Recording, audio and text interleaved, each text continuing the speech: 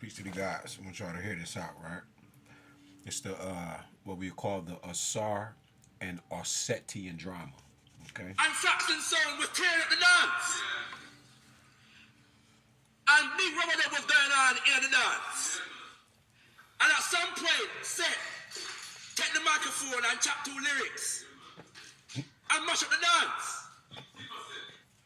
So he's explaining he's explaining the part where Set had got the had came to the party or whatever, and he said that he took the mic over and then spit a couple bars and just to crash the party and and he came bearing gifts. You right. This is the brother of Asar. Okay, now Set also has a wife, which is Nephthys, right, or Nephet.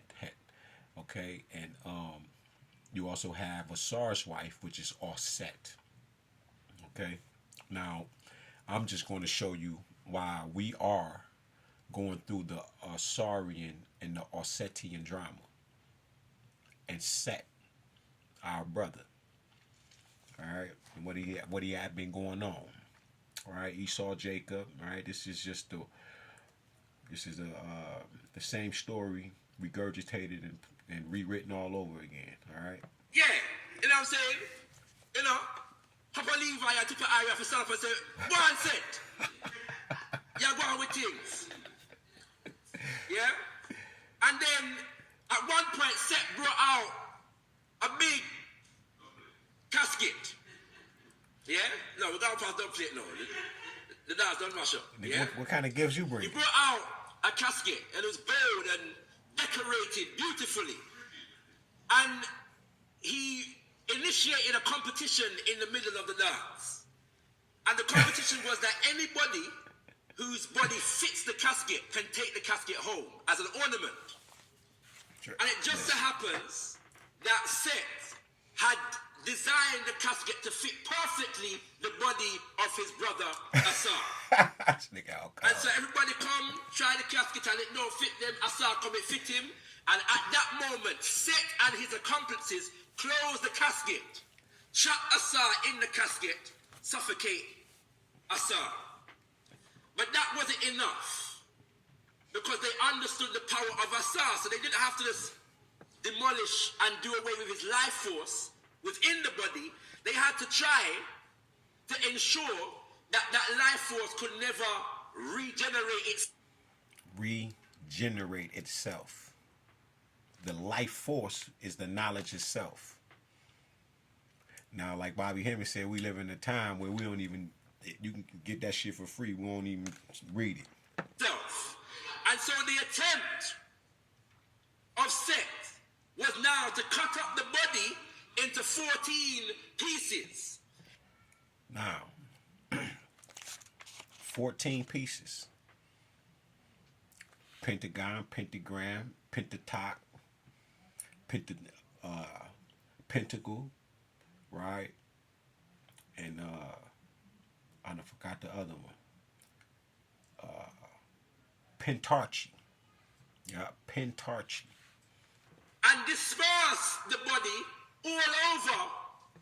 Now this pentagram, right? You already know what this shit is, right? This is them playing or carrying out the Asarian drama on us.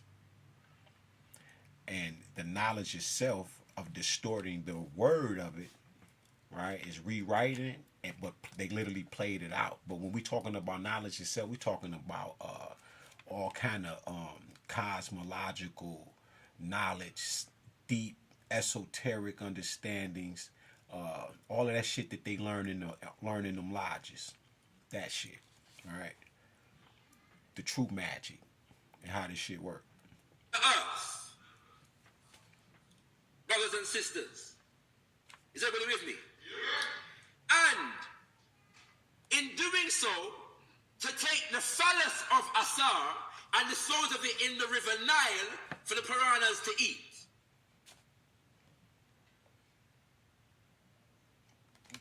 Took the rejuvenating power of God, which was the phallus.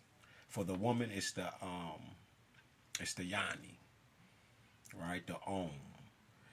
So, the womb. Ain't that something? So now this is direct blow on your soul. Because Asar, the soul of Asar, which is the sun, that's where the rejuvenating power of God is. It's the sun. That's where the energy at, right? Down there. That's where, as above, so below, the rejuvenating power down there. That's why it's so dark down there, right? But like I said, he took it in 14 pieces, represents the number 5. All right, and that's dealing with like I just told you, with the whole the 13. When you look up or Google Pentarchy, it's going to have 13 like Jews on it or some shit like that. All right, I put it in the video, but I don't remember it shit.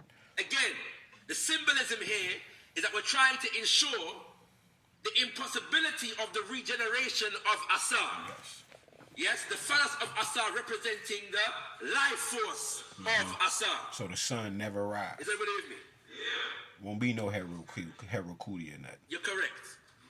Tendamwari. Actually. And so, evidently, at this moment in time, Osset is distraught by the fate that has befallen her husband. But what happens is that in the act of killing Asar, Set also suffers the consequence of separating himself from his female complement, Nebhet. Now, Dr. John Henry Clark Michael Bradley, Iceman's Inheritance. That's what that's talking about. Where you ain't got no women around. And the particular behavior starts to set in. Type shit. You lonely. As a result of the injustice that he had just performed, she can no longer continue as his female complement. Set now, therefore, goes through life incomplete, an incomplete being. Now he ain't whole. Is everybody with me? But a Set, being the complementary life force right, of Asar, doesn't wallow in despondency and depression. She goes about the task of searching for the pieces, the dispersed pieces of Asar, finding every single piece. That's what Big Mama doing to us right now.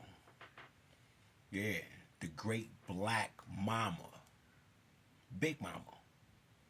Ma'at. That's what she's doing right now. She's gathering all of the pieces. She's bringing balance back into the earth. She's bringing balance because it's another scale over there. For us, she already on one side. Ma'at, Adam, Mada.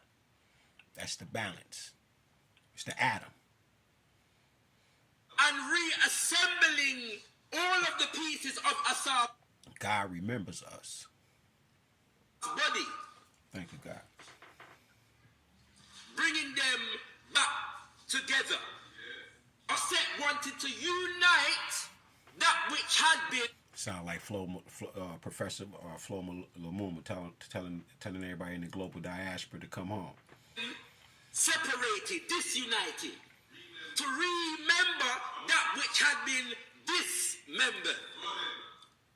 Well, now hear me, I said, Osset went about the business of searching for all of the pieces of Asar and bringing them back together, but she couldn't find one piece. The rejuvenating power of... She couldn't find the phallus of Asar. Man. And so she consulted with the Neteru Jehuti. Jehuti. Wisdom, knowledge, understanding, authoritative utterance of the divine.